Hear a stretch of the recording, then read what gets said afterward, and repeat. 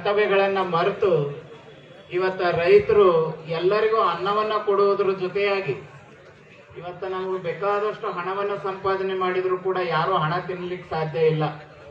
ಶ್ರೀಮಂತರಿಂದ ಹಿಡಿದು ಬಡವನವರೆಗೂ ಎಲ್ಲರೂ ಒಟ್ಟಿಗೆ ಅನ್ನನೇ ತಿನ್ನಬೇಕೆ ಹೊರತು ಯಾರು ರೊಕ್ಕ ತಿನ್ಲಿಕ್ಕೆ ಸಾಧ್ಯ ಇಲ್ಲ. ಬಹುತೇಕ ಅಂತ ಅನ್ನವನ್ನ ಶ್ರಮಪಟ್ಟು ತಾವೆಲ್ಲರೂ ಕೂಡ ರೈತರು ದುಡಿದಿರ್ತಕ್ಕಂಥ ಒಂದು ಬೆಳೆಗೆ ಬೆಲೆಯನ್ನ ಕೊಡ್ಲೇ ಇಲ್ಲ ಅಂತ ಅಂದಾಗ ಇದು ಬಹುತೇಕ ಹೋರಾಟ ಮಾಡಿ ಪಡ್ಕೊಳ್ಳುವಂತ ಪರಿಸ್ಥಿತಿ ನಮ್ಮ ದೇಶಕ್ಕೆ, ನಮ್ಮ ರಾಜ್ಯಕ್ಕೆ ಬಂದಿರತಕ್ಕಂಥದ್ದು. ಇದೊಂದು ದೊಡ್ಡ ದುರಂತವಾಗಿರ್ತಕ್ಕಂಥದ್ದು.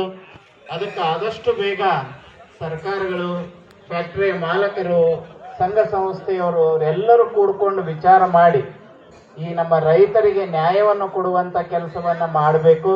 ಯಾಕಂದ್ರೆ ರೈತರು ಕೇಳ್ತಾ ಇರೋದು ಯಾರೂ ಕೊಡ್ಲಾರ್ದಂತ ಬೆಲೆಯನ್ನೇನು ರೈತರು ಕೇಳ್ತಾ ಇಲ್ಲ. ಬೇರೆ ಬೇರೆ ರಾಜ್ಯಗಳಲ್ಲಿ ಬೇರೆ ಬೇರೆ ಫ್ಯಾಕ್ಟರಿಯವರು ಕೊಟ್ಟಿರ್ತಕ್ಕಂಥ ಬೆಲೆಯನ್ನೇ ನಮಗೆ ಕೊಡಿ ಎನ್ನುವಂಥದ್ದು ಬೇಡಿಕೆ ಇದೆ ಹೊರತು ಅವರೇನು ಲುಕ್ಷಾನ ಮಾಡಿ ಕೊಡಿ ಎನ್ನುವಂತಹ ಒಂದು ಬೆಲೆಯನ್ನೇನು ಕೇಳ್ತಾ ಇಲ್ಲ. ಹಾಗಾಗಿ ರೈತರು ಇಂಥ ಬಿಸಿಲಿನಲ್ಲೂ ಕೂಡ ಹೊಲದಲ್ಲಿ ಕೆಲಸ ಮಾಡೋದು ಅಷ್ಟೇ ಅಲ್ಲದೆ ಇಲ್ಲಿ ಬಂದು ಇಷ್ಟೆಲ್ಲ ಹೋರಾಟ ಮಾಡ್ತಕ್ಕಂಥದ್ದು ಬಹಳಷ್ಟು ಇದು ನಮ್ಮ ರಾಜ್ಯದ ಒಂದು ರಾಜ್ಯ ಸರ್ಕಾರಕ್ಕೆ ಇದೇನು ಗೌರವ ತರುವಂತ ಕೆಲಸ ಅಲ್ಲ ಇದು. ಯಾಕಂದ್ರೆ ಬೇರೆ ರಾಜ್ಯಗಳು ಇದನ್ನೆಲ್ಲ ನೋಡಿದಾಗ ಎಲ್ಲರೂ ಕೂಡ ಚೀಮಾರಿ ಹಾಕುವಂತಹ ಕೆಲಸ. ಯಾಕಂದ್ರೆ ರೈತರನ್ನ ಇಷ್ಟು ರೋಡಿಗೆ ತರುವಷ್ಟರ ಮಟ್ಟಿಗೆ ಇವತ್ತು ಸರ್ಕಾರಗಳು ನಡ್ಕೊಳ್ತಾ ಇದ್ದಾವೆ ಅಂತಂದ್ರೆ ಅದು ಬಹಳ ಖೇದದ ಸಂಗತಿಯಾಗಿರ್ತದೆ. ನಾವೆಲ್ಲರೂ ಹೇಳ್ತೇವೆ ಬರೀ ಏನು farmer is back bone of India, ರೈತರೇ ಭಾರತದ ಬೆನ್ನೆಲುಬು ಅಂತ ಹೇಳಿ ಅವೆಲ್ಲ ಪುಸ್ತಕಗಳಲ್ಲಿ ಸ್ಲೋಗನ್ಗಳೆಲ್ಲಾಗಿ ಉಳಿದು ಬಿಟ್ಟಿದಾವೆ ಅಷ್ಟೇ. ಆದ್ರೆ ನಿಜವಾಗಿಯೂ ಕೂಡ ರೈತರಿಗೆ ಬೆಂಬಲವನ್ನ ಕೊಡುವಂತಹ, ರೈತರಿಗೆ ನ್ಯಾಯವನ್ನ ಕೊಡುವಂತಹ ಕೆಲಸವನ್ನ ಮಾಡ್ಲೇಬೇಕಾಗ್ತದೆ. ಅದಕ್ಕೆ ನೋಡಿ ರೈತರು ಇವತ್ತ ದುಡಿಲಿಲ್ಲ ಅಂತಂದ್ರೆ, ರೈತರು ಹೊಲದಲ್ಲಿ ಕೆಲಸ ಮಾಡ್ಲಿಲ್ಲ ಅಂದ್ರೆ ಜಾನಪದದಾಗ ಒಂದು ಮಾತು ಹೇಳ್ತಾರೆ, ಒಕ್ಕಲಿಗನ ಒಕ್ಕಿದರೆ ಜಗವೆಲ್ಲ ನಗುವುದು, ಒಕ್ಕಲಿಗನ ಒಕ್ಕದಿದರೆ ಜಗವೆಲ್ಲ ಬಿಕ್ಕುವುದು ಅಂತ ಹೇಳಿ. ಇವತ್ತ ನಾವ್ ಯಾರೋ ರೈತರು ಇವತ್ತಿನ ದಿವಸ ನಾವು ದುಡಿಲೇ ಇಲ್ಲ ಅಂತ ಅಂದ್ರೆ, ಯಾರು ನಾವು ಬೆಳೆಯನ್ನ ಬೆಳಿಲೇ ಇಲ್ಲ ಅಂತ ಅಂದ್ರೆ ಎಲ್ಲರೂ ಉಪವಾಸವಾಗಿ ಕುಂಡಿರುವಂತ ಸಂದರ್ಭ ಬರ್ತದೆ.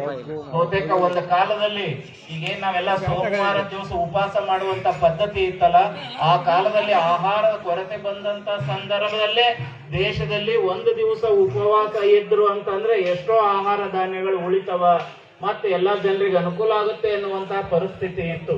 ಇವತ್ತಿನ ದಿವಸ ಇವತ್ತೇನು ಕಬ್ಬು ಬೆಳೆಗಾರರು ಇವತ್ತ ಕಬ್ಬನ್ನ ಬೆಳೆದಿದ್ದಾರೆ, ಆ ಕಬ್ಬಿನ ಬೆಳೆಗೆ ಒಂದು ಬೆಲೆಯನ್ನ, ಸರಿಯಾದ ಬೆಲೆಯನ್ನ ಕೊಡುವಂತ ನಿಟ್ಟಿನಲ್ಲಿ ಫ್ಯಾಕ್ಟರಿ ಮಾಲೀಕರು ಎಲ್ಲರೂ ಕೂಡಿಕೊಂಡು ವಿಚಾರ ಮಾಡಿ ನಮ್ಮ ರೈತರಿಗೆ ಒಳ್ಳೆ ಬೆಲೆಯನ್ನ ಕೊಡಬೇಕು.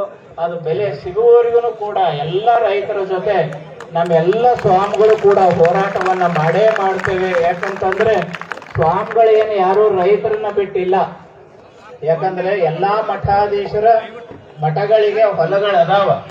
ಎಲ್ಲಾ ಮಠಾಧೀಶರ ಮಠದಲ್ಲಿ ಕೂಡ ಹೊಲಗಳಿರೋದ್ರಿಂದ ರೈತರೆಲ್ಲರೂ ಕೂಡ ನೀವೇ ಎಲ್ಲಾ ಮಠಗಳಿಗೆ ದಾನ ಧರ್ಮವನ್ನ ಮಾಡೋದ್ರಿಂದ ಇವತ್ತ ಮಠಗಳು ನಡೆದಿದ್ದಾವೆ.